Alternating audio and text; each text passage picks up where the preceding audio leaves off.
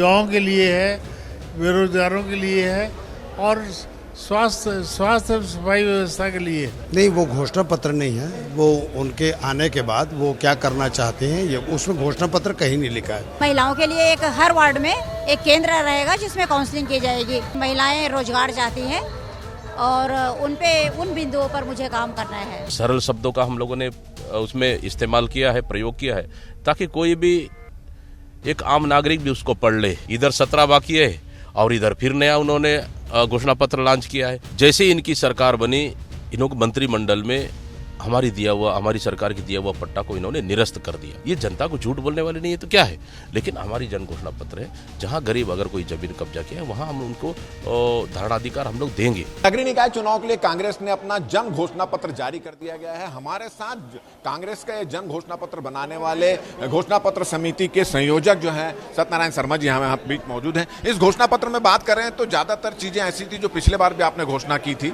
इस बार भी वो चीजें हैं। आपको क्या प्रमुख बातें लग रही है इसमें? देखिए, महिलाओं के लिए जो सुविधाएं की बात की गई है ये नई बात है, युवाओं के लिए है, बेरोजगारों के लिए है और स्वास्थ्य सफाई व्यवस्था के लिए है। और देखा जाए तो इसमें यूजर चार्जेस युक्तिकरण करने की बात कही गई। इसमें एक चीज ये कहा गया कि शहर को धूल मुक्त बनाया जाएगा, सड़कें ठीक की जाएगी, अवैध कब्जे से राहत दिलाने की कोशिश की। हर बार के जो घोषणा पत्र होता है इसमें बात होती हो नहीं पाता, आखिर दिक्कत कहाँ आती है? सब बुनियादी बातें हैं तो म्युनिसिपल सर्विसेज में मुख्य कार्य है, इसको तो करना ही है। और कांग्रेस सरकार बनी अगर स्थानीय शासन की तो हम लोग करेंगे।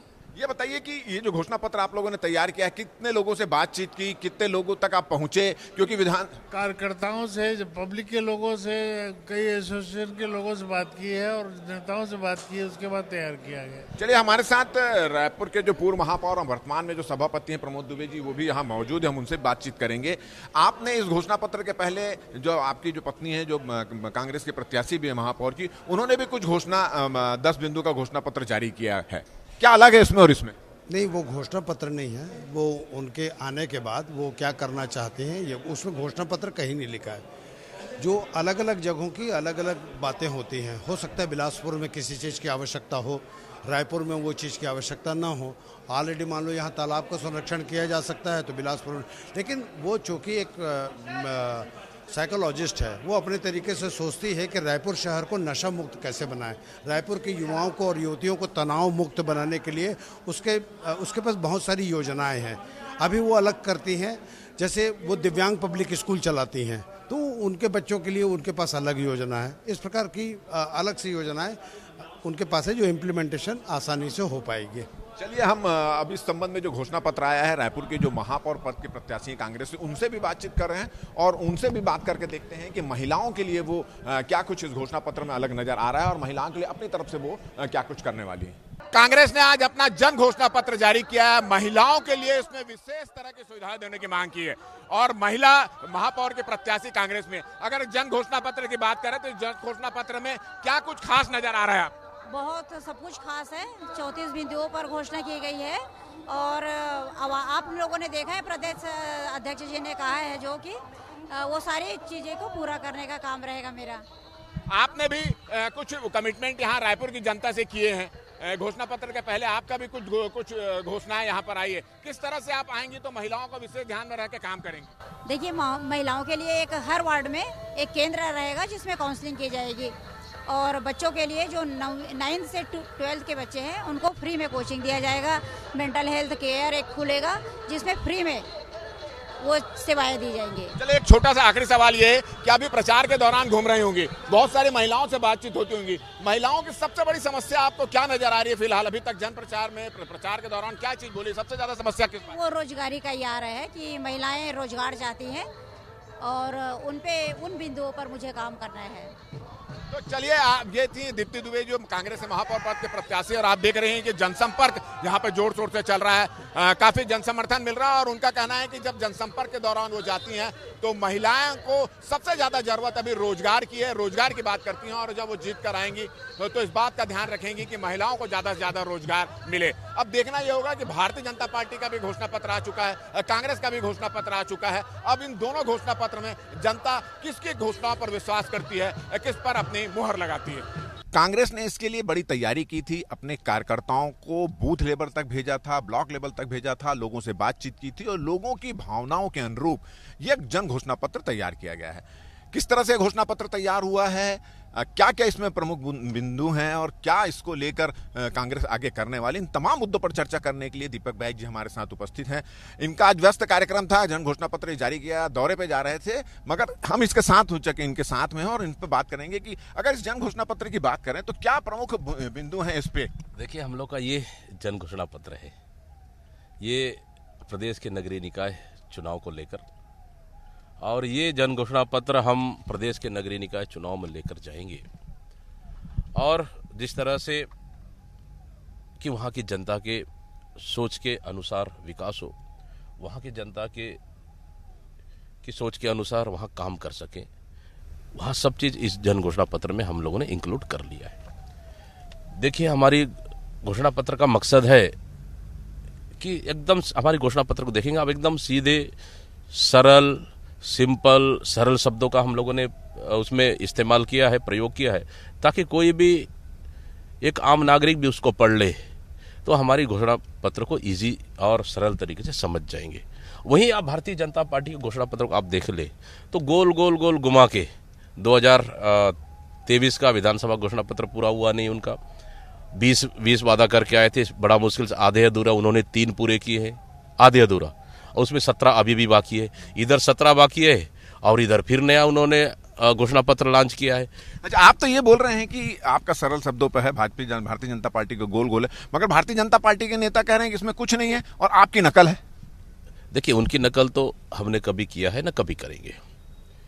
देखिए, भारतीय जनता पार्टी एक देखेंगे कि उनके घोषणा पत्र में कि हम भूमि धारकों को पट्टा देंगे, शासकीय भूमि। पहले तो हमारी सरकार ने, पिछली हमारी सरकार में नगरीय निकाय क्षेत्रों, बहुत से नगरीय निकाय क्षेत्रों में गरीबों को पट्टा दिए हैं, कुछ जगह देना बाकी रह गया होगा।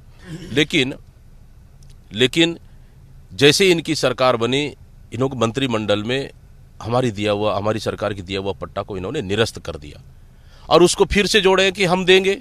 मतलब ये 2 तरह की बातें हुई। मतलब आप जनता को क्यों मूर्ख बना रहे हैं, जनता को क्यों ठगने का काम कर रहे हैं। सामाजिक भवन जहां हम लोगों ने बनाए थे, उन सामाजिक भवनों को पट्टा भी इन्होंने निरस्त करने के लिए आदेश दे दिया है, पूरी तरह से रोक लग गया है ना।